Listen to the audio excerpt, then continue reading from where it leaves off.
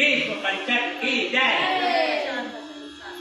पकड़ लो हाथ बनवारी, नहीं तो डूबे जाएंगे, हमारा कुछ न बिगड़ेगा, तुम्हारी लाज जाएगी, हमारा कुछ न बिगड़ेगा, तुम्हारी लाज जाएगी।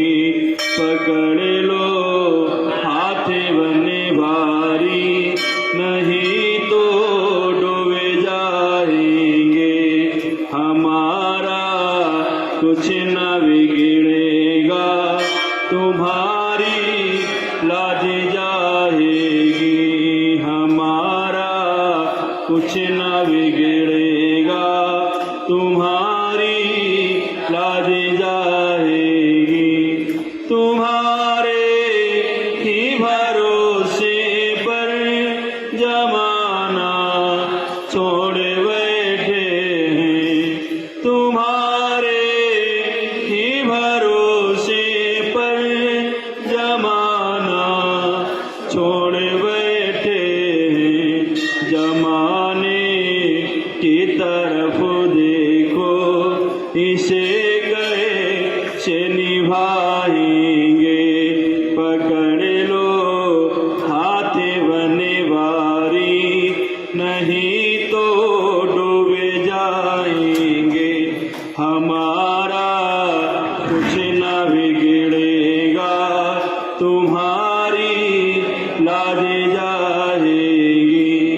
धरी है पाप की गठरी, हमारे सर पे भारी, धरी है पाप की गठरी, हमारे सर पे भारी, वजन पापों का है भारी, इसे कैसे उठाएंगे, वजन पापों का है भारी, इसे कैसे उठाएंगे।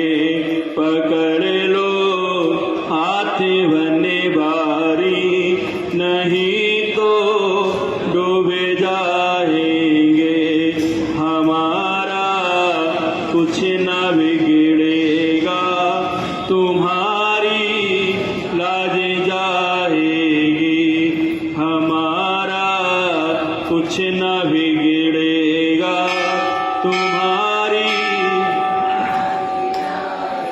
ये पड़ी मझधार में नैया, खिवैया आप बन जाओ, पड़ी मझधार खिवैया आप बन जाओ, खिवैया आप बन जाओ, तो बेड़ा पार हो जाए, खिवैया आप बन जाओ, तो बेड़ा पार हो जाए। पकड़ लो हाथ बनवारी, नहीं तो डूबे जाएंगे, हमारा कुछ न बिगड़ेगा, तुम्हारी लाज जाएगी, हमारा कुछ न बिगड़ेगा, तुम्हारी लाज जाएगी, हमारा कुछ न बिगड़ेगा, तुम्हारी लाज जाएगी। बोल गोविंद भगवान की जय।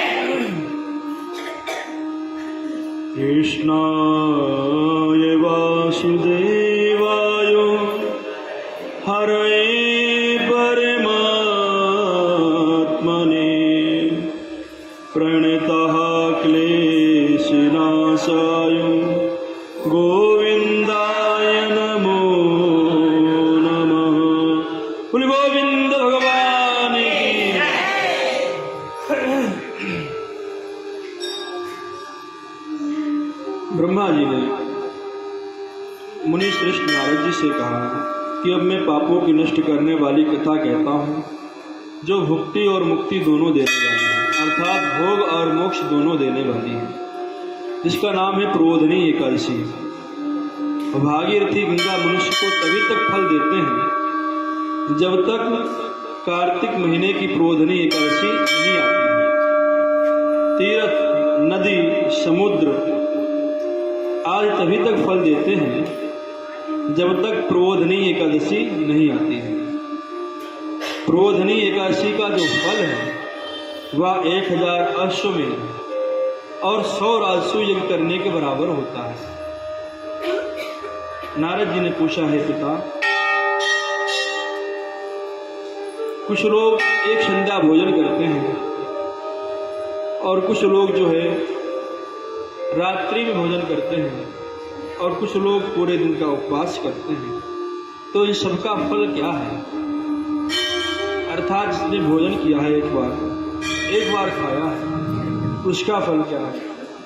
जिसने रात्रि में खाया है उसका फल क्या है?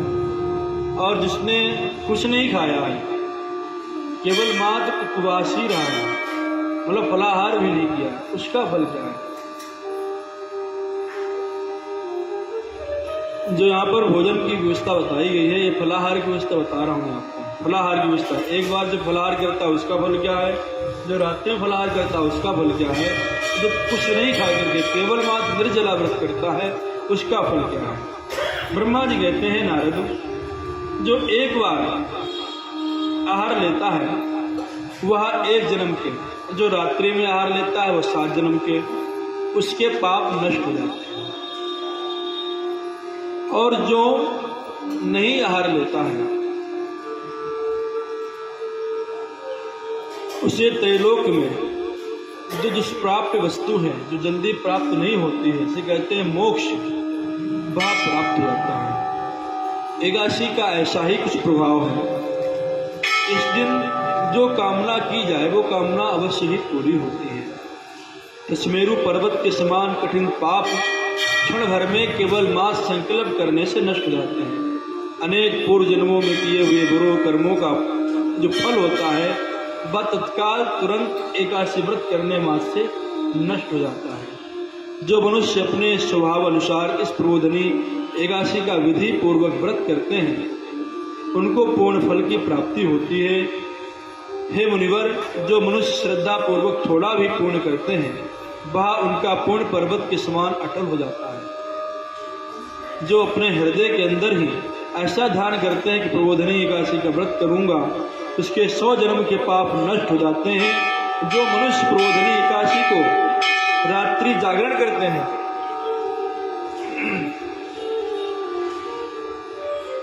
उनकी बीती हुई आने वाली 10 पीढ़ियां विष्णु लोक में जाकर के निवास करते हैं। यह इतना प्रतापी, यह इतना प्रभावशाली व्रत है। ब्रह्म हत्या आदि महान पाप भी प्रबोधिनी की एकादशी व्रत विधि पूर्वक करने से नष्ट हो जाते हैं। समस्त तीर्थों में जाने तथा गौ, स्वर्ण, भूमि दान करने का फल, कार्तिक महीने का व्रत करने का फल केवल मात्र एक प्रबोधिनी एकादशी व्रत करने मात्र से प्राप्त हो जाता है।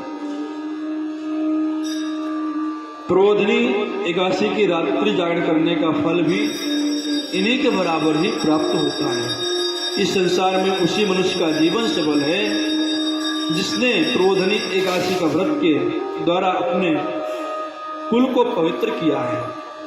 संसार में जितने भी तीर्थों की आशा की जाती है वो सब के सब प्रबोधिनी एकादशी व्रत के करने वाले के घर में रहने लगते हैं। मनुष्य को समस्त कर्मों को त्यागते हुए भगवान की प्रसन्नता के लिए कार्तिक महीने की प्रबोधिनी एकादशी का व्रत अवश्य ही करना चाहिए। ब्रह्मा जी कहते हैं नारद से, जो मनुष्य इस एकादशी के व्रत को करता है वह धनवान होता है, योगी होता है, तपस्वी होता है, इंद्रियों को जीतने वाला होता है, क्योंकि वह एकादशी भगवान विष्णु को अत्यंत ही प्रिय है। इस व्रत के प्रभाव से कायिक अर्थात शरीर से हुए पाप, कायिक मतलब काया, काया मतलब शरीर, शरीर से हुए पाप, मानसिक और वाचिक ये सब के सब पाप नष्ट हो जाते हैं। जो व्यक्ति इस एकादशी के दिन भगवान की प्राप्ति के लिए दान, तप, होम, यज्ञ आदि करते हैं, उनका पूर्ण फल अक्षय हो जाता है, वह कभी समाप्त होने वाला नहीं है। प्रबोधिनी एकादशी के दिन भगवान की पूजा करने से बाल, यौवन, वृद्धावस्था, ये समस्त पाप जो इन अवस्थाओं में हुए पाप, वो सब के सब नष्ट हो जाते हैं। इस एकादशी की रात्रि को जागरण करने का फल सूर्य ग्रहण के समय स्नान करने के फल से 1000 गुना अधिक होता है। 1 सहस्र गुना अर्थात 1000 गुना अधिक होता है। मनुष्य जन्म से लेकर जो भी पुण्य करता है, वह पुण्य प्रबोधिनी एकादशी के व्रत के पुण्य के सामने बिल्कुल छोटा है, लघु है। कार्तिक महीने में भगवान दान आदि से उतने प्रसन्न नहीं होते हैं जितने कि शास्त्रों की कथा सुनने से प्रसन्न होते हैं। कार्तिक महीने में जो मनुष्य भगवान की कथा को थोड़ा बहुत पढ़ते हैं अथवा सुनते हैं, उसे 100 गौदान करने का फल मिलता है। 100 गौदान करने का फल मिलता है। जो मनुष्य अपने कल्याण के लिए विष्णु भगवान की कथा सुनते हैं, वे अपने कुटुंब का उद्धार करके 1000 गौदान का फल प्राप्त करते हैं। जो मनुष्य प्रबोधिनी एकादशी के दिन विष्णु की कथा सुनते हैं, उन्हें 7 द्वीपों का दान करने का फल प्राप्त होता है। इस पर नारद जी कहते हैं कि पिता ब्रह्मा जी, अब आप एकादशी व्रत का विधान कहिए और कैसे व्रत करने से कौन सा पुण्य मिलता है, वह भी समझाइए। ब्रह्मा जी बोले कि हे नारद, इस एकादशी के दिन मनुष्य को ब्रह्म मुहूर्त में उठना चाहिए सबसे पहले, और नदी, तालाब, कुआं आदि पर स्नान करके व्रत का नियम ग्रहण करना चाहिए। अगर नदी, तालाब, कुआं आप स्नान, अब तो ऐसी व्यवस्थाएं नहीं है, तो अपने घर में ही प्रातःकाल शीघ्र जल्दी उठें और उठ करके स्नान करें और नियम ग्रहण करें। उस दिन भगवान से विनय करनी चाहिए कि हे भगवान, आज मैं निराहार रहूँगा और दूसरे दिन भोजन करूँगा, इसलिए आप मेरी रक्षा करें, मेरे व्रत को आप ही पूरा करें, क्योंकि आप ही सर्व सामर्थ्यवान हैं। केवल हम कर्म के अधिकारी हैं, इसके फल के अधिकारी नहीं हैं। आप ही सब कुछ करता धरता आप ही हैं। हे प्रभु, हमारी यह प्रार्थना स्वीकार करें। इस प्रकार विनय करके भगवान की पूजा करनी चाहिए और व्रत प्रारंभ करना चाहिए। उस रात्रि को भगवान के समीप रात्रि में गीत, नृत्य, वाजे अथवा कथा कीर्तन की व्यवस्था करनी चाहिए और रात्रि भर जागरण करते हुए व्यतीत करना चाहिए।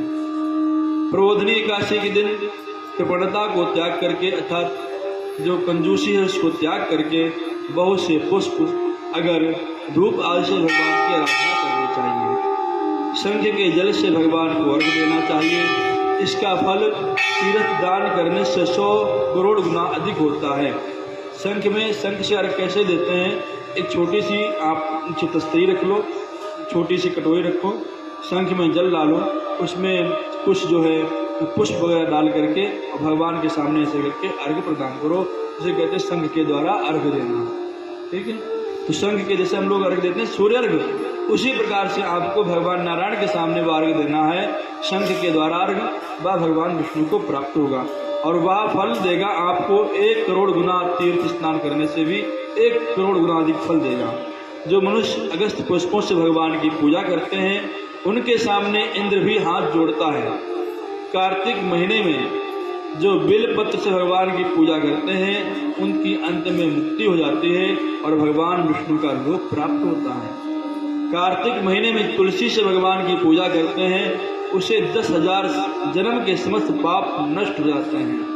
जो मनुष्य इस महीने में श्री तुलसी जी के दर्शन करते हैं, छूते हैं अथवा ध्यान करते हैं, कीर्तन करते हैं उनके सामने, या रोपण करते हैं, सेवा करते हैं, सिंचन करते हैं, निराई करते हैं, वे 1000 करोड़ युगों तक भगवान के घर में रहते हैं। और जो मनुष्य तुलसी का पेड़ लगाते हैं, उनके कुटुंब में जो भी पैदा होता है तो प्रलय के अंत तक विष्णु लोक में ही रहता है।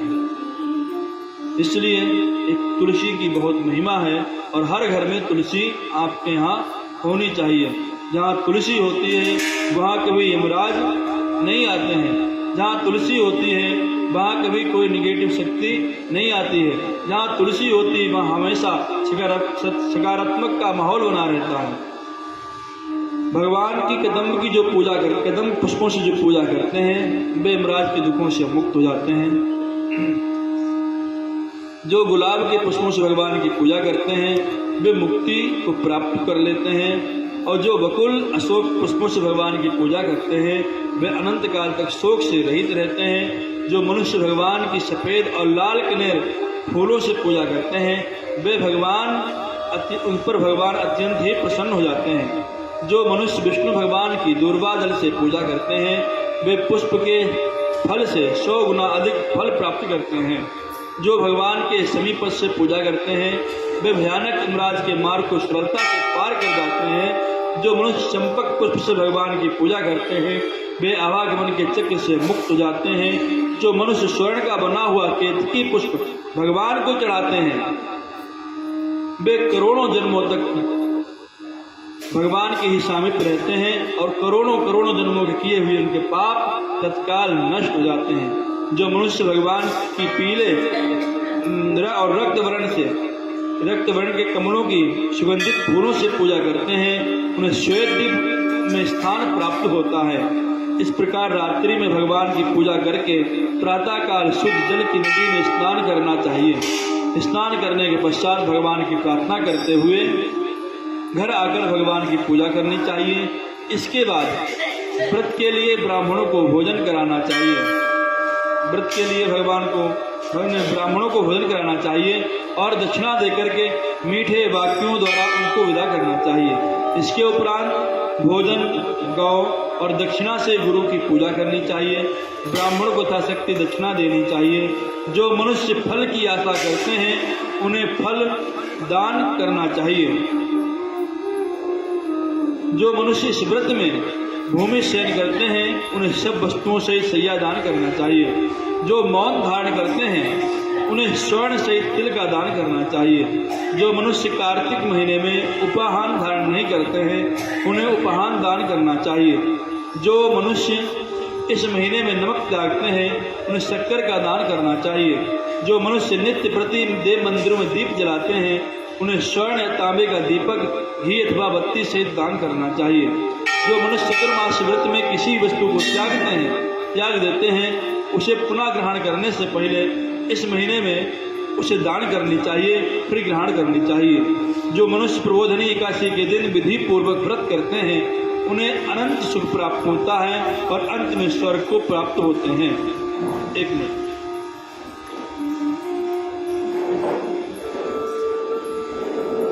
इस प्रकार ये जो है देवोत्थानी एकादशी है और आज जो है एक देवोत्थानी एकादशी सभी की है, चाहे वो गृहस्थी का हो चाहे वो वैष्णव हो, सभी की है और ये व्रत सभी को करना चाहिए। बोले गोविंद भगवान एकादशी मैया की।